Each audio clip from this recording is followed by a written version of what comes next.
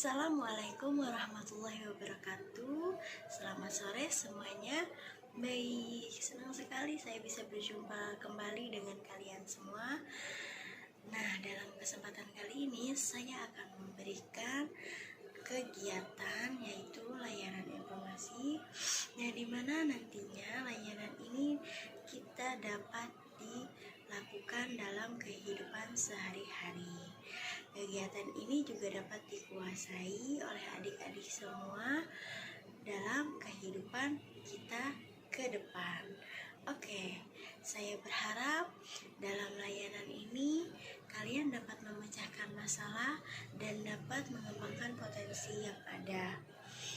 Nah, ada yang tahu sebelumnya apa itu layanan informasi? Layanan informasi adalah layanan atau kegiatan yang diberikan pemahaman kepada individu yang diperlukan tentang berbagai hal, baik itu hal menjalani suatu tugas atau kegiatan, menentukan arah dan perencanaan ke depannya nanti.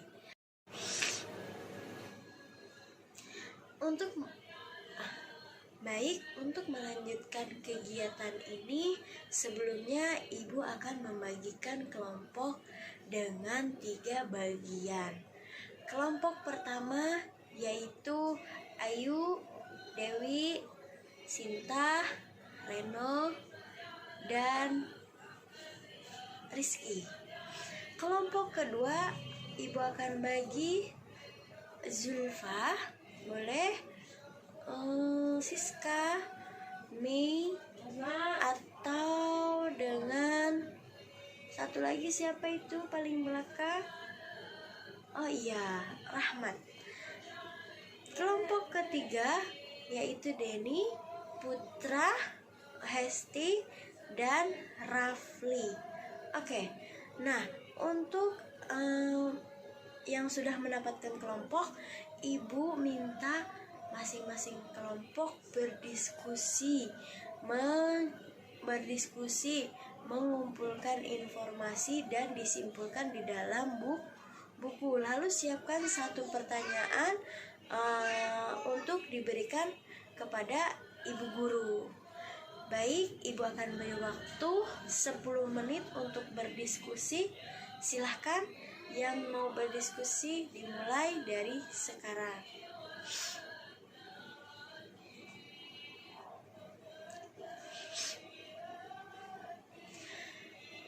Baik anak-anak, Ibu rasa sudah cukup waktunya.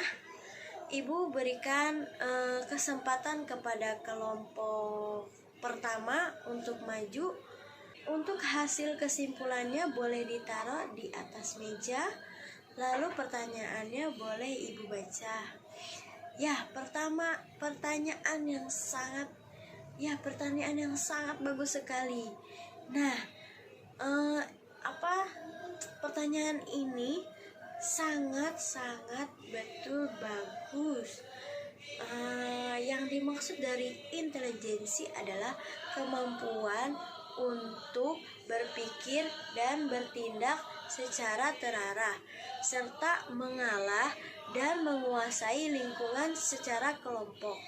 Mengerti? Tepuk tangan buat kelompok 1, pertanyaannya bagus sekali. Lalu kelompok kedua boleh maju, ditaruh dulu ke depan hasil diskusinya. Ya, pertanyaan yang sangat bagus sekali.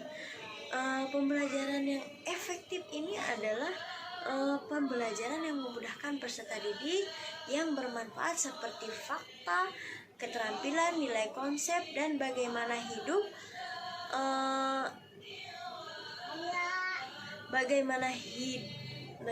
hidup serasi dengan sesama atau suatu hasil belajar yang diinginkan.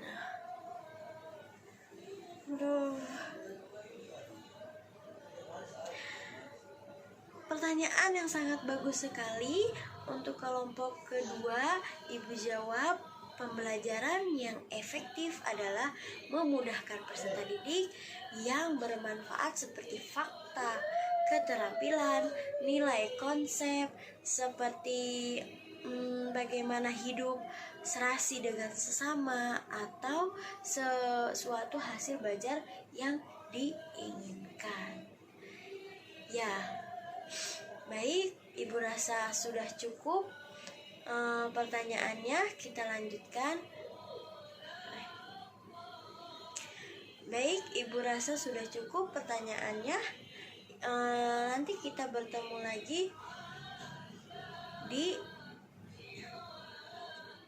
dengan demikian, layanan ini adalah perwujudan dari layanan konseling itu sendiri. Dalam layanan ini kita dapat memberikan informasi sosial, belajar maupun karir. Hal ini secara tidak langsung dapat menyelesaikan masalah yang dialami siswa keseluruhan dan dapat menambah wawasan siswa mengenali diri sendiri. Oke, sebelum melakukan kegiatan ini saya akan memberikan sedikit cerita di mana ada dua siswa yang sama-sama mengerjakan tugas dari guru IPA. Guru tersebut memberikan tugas membuat gunung api yang sedang meletus. Nah, siswa diberikan penjelasan sedetail mungkin agar bisa mempraktikannya di rumah dan dapat dikerjakan di rumah lalu dipresentasikan di sekolah. Dalam kegiatan tersebut, tugas itu diberikan waktu selama 2 minggu. Siswa pertama, dia sangat mengerjakan dengan detail dari mulai membuat gunungnya. Dari hari pertama dia sudah mengerjakan hal tersebut. Dia selalu berulang-ulang sampai benar-benar bisa mengeluarkan larva dari dalam gunung tersebut. Karena gunung tersebut dibuat dari tanah liat. Bagaimana caranya? Dia bisa mengeluarkan larva dari dalam sampai bisa keluar dan berwarna merah seperti layaknya api. Siswa tersebut selalu berulang-ulang mencoba agar bisa melakukan hal tersebut dan benar-benar mengeluarkan larva dari si gunung tersebut. Namun siswa satu lagi, dia tidak sama sekali tidak memperhatikan apa yang diberikan oleh gurunya tersebut. Dia hanya menyepelekan tugas tersebut dan dia berpikir bisa melakukannya dengan lihat di YouTube. Padahal hal tersebut harus dilakukannya berulang kali karena itu dapat membuat gunung meletus itu menjadi lebih baik dan sangat bagus hasilnya. Namun siswa tersebut selalu menyepelekan. Hari pertama, hari kedua, hari ketiga hingga detik terakhir hari pengumpulan tugas tersebut, siswa tersebut masih saja belum mengerjakannya. Setelah semuanya dikumpulkan, satu persatu mereka mempresentasikan hasil karya tersebut. Siswa pertama tadi saat dilakukannya praktik tersebut ternyata hasilnya sangat bagus dan memuaskan karena dia lakukan berulang-ulang kali di rumah dan dia pasti menghasilkan hasil karya yang bagus. Sedangkan siswa yang kedua, dia tidak sama sekali tidak keluar api dari gunung tersebut karena dia melakukannya di tempat, belum ada praktikan di rumah dan belum ada mencoba di rumah. Hal ini dapat menyebabkan kesuksesan atau hasil yang bagus dari gunung tersebut. Nah, saat presentasi itu tersebut, akhirnya siswa kedua itu mendapatkan nilai yang sangat buruk. Nah, dari cerita ini kita dapat menyimpulkan bahwa belajar efektif dan efisien ini sangat berguna untuk kita semua. Karena untuk mempelajari sesuatu kita perlu memerhatikannya dari A sampai Z. Kita harus benar-benar detail mengetahui dan memahami apa dari penjelasan pembelajaran tersebut. Nah, dari cerita ini kita dapat ambil topik belajar efektif dan efisien. Adik-adik, pada saat melakukan kegiatan ini, Ibu berharap siswa dapat memperhatikan kepatutannya di kelas. Misalnya, adik-adik menjaga konsentrasi penuh terhadap apa yang Ibu sampaikan. Lalu, duduk dengan rapi, dan jika ada yang mengundang tawa, harap disikapi dengan sewajarnya ya. Jadi tidak menimbulkan kerusuhan di dalam kelas atau berguling-guling atau tertawa memukul-mukul meja, itu tidak boleh ya. Nah, untuk mengetahui peraturan dan tata cara mengikuti ini, pada saat menerangkan nanti, Ibu sangat senang sekali jika ada yang bercerita, bertanya, terbuka untuk siapapun yang ingin menceritakan atau bertanya kepada Ibu Guru. Nah, di samping kegiatan ini sangat terbuka, Ibu berharap apapun yang diceritakan di sini itu untuk tidak diceritakan kembali di luar kegiatan ini. Mengerti? Nah, sebelum kita melakukan ini, alangkah baiknya kita melakukan doa terlebih dahulu.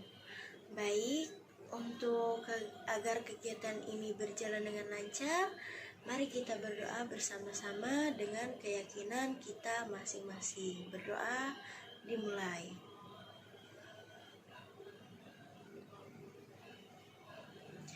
Baik, sudah selesai. Berdoa selesai.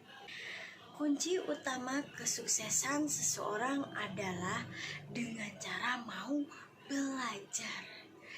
Jadi, ada beberapa cara yang biasa dilakukan dalam belajar. Tapi yang terpenting adalah bagaimana Anda bisa menerapkan cara belajar yang berkualitas. Oke. Belajar yang berkualitas adalah cara belajar yang efektif dan yang efisien, sehingga tidak menimbulkan atau tidak banyak membuang waktu, tenaga, dan pikiran.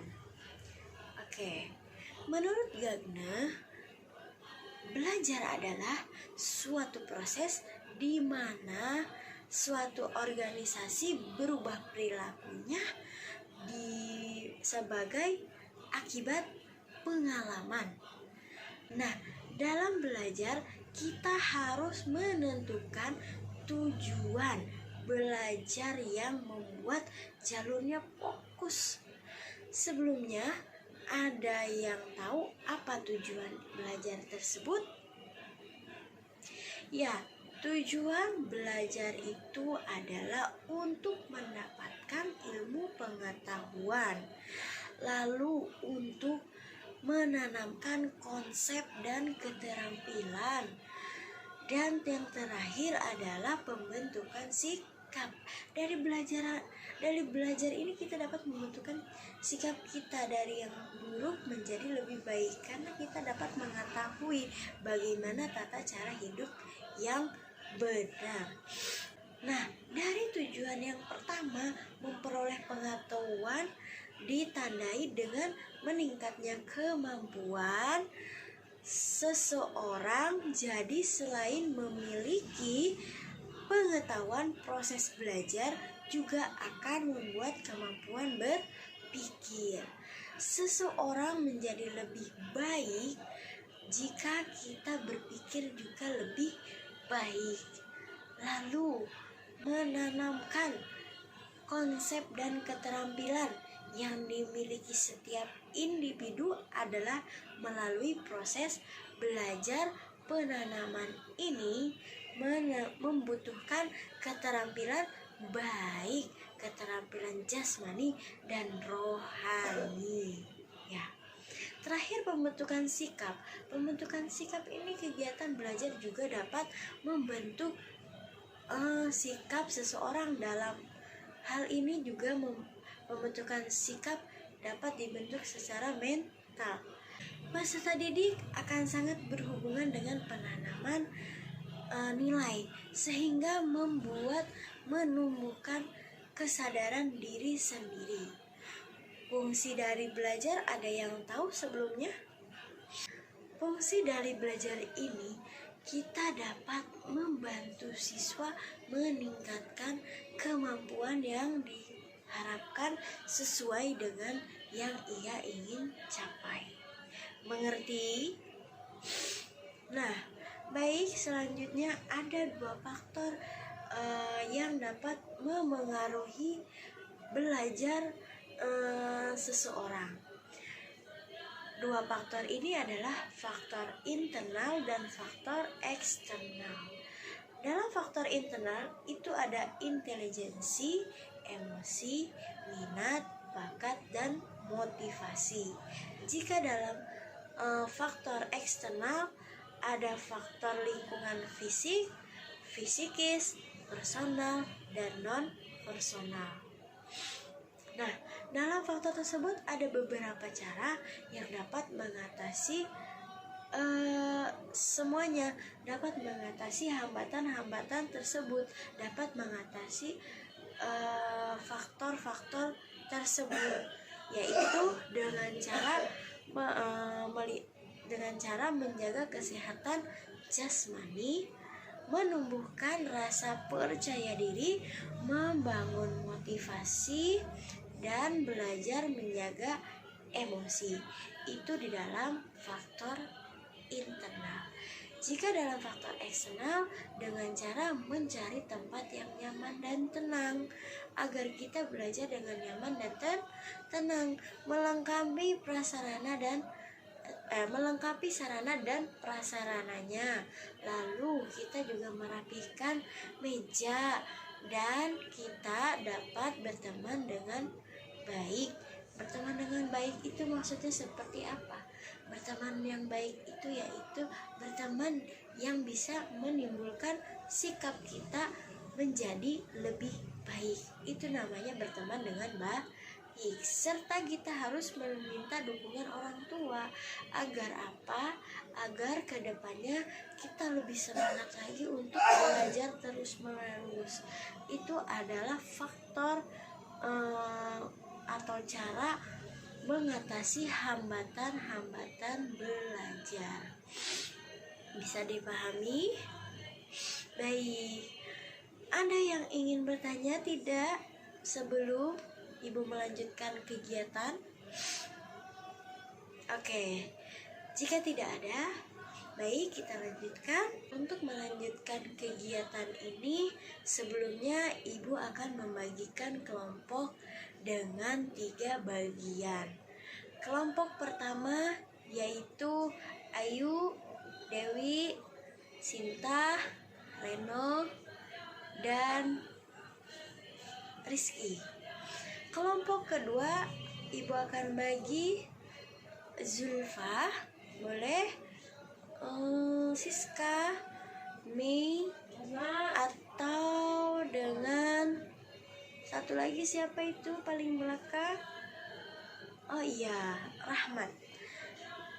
Kelompok ketiga yaitu Denny, Putra, Hesti, dan Rafli. Oke. Nah, untuk yang sudah mendapatkan kelompok, Ibu minta masing-masing kelompok berdiskusi, mengumpulkan informasi dan disimpulkan di dalam buku. Lalu siapkan satu pertanyaan untuk diberikan kepada ibu guru. Baik, ibu akan beri waktu 10 menit untuk berdiskusi. Silahkan yang mau berdiskusi dimulai dari sekarang.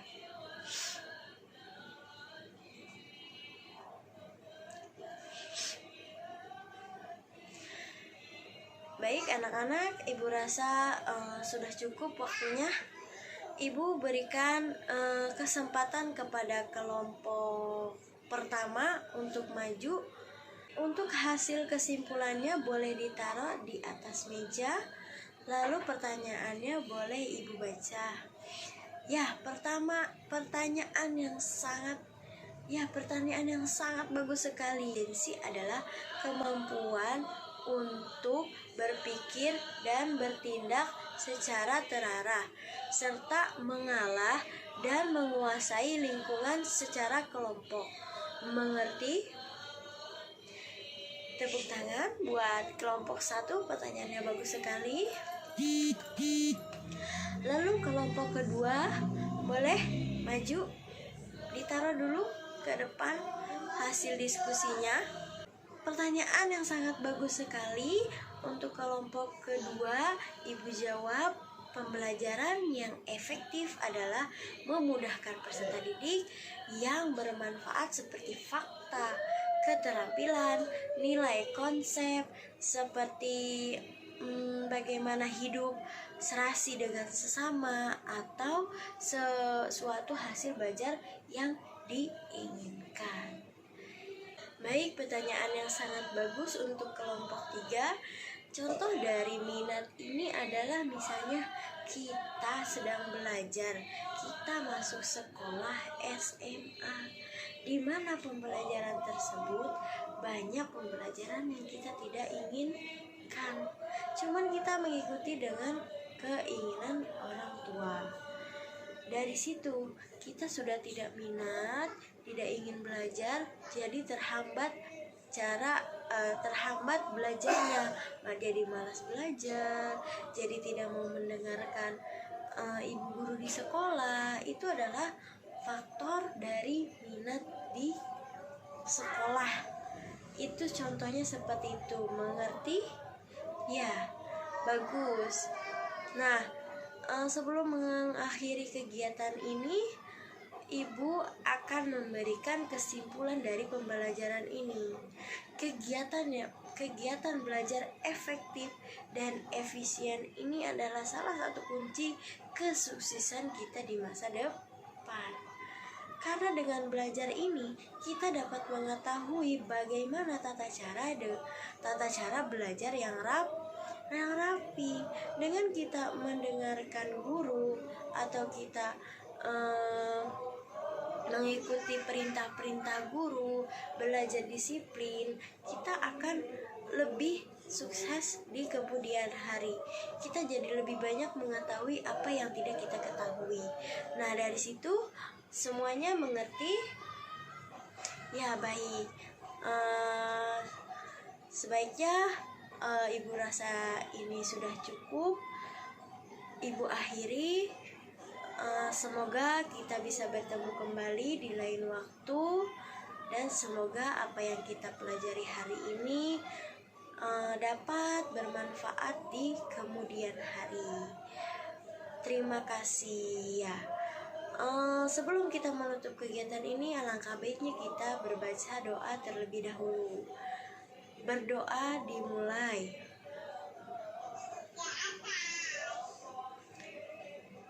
Berdoa selesai. Baik, ibu ucapkan terima kasih atas perhatiannya hari ini. Semoga kita sehat-sehat selalu. Assalamualaikum warahmatullahi wabarakatuh.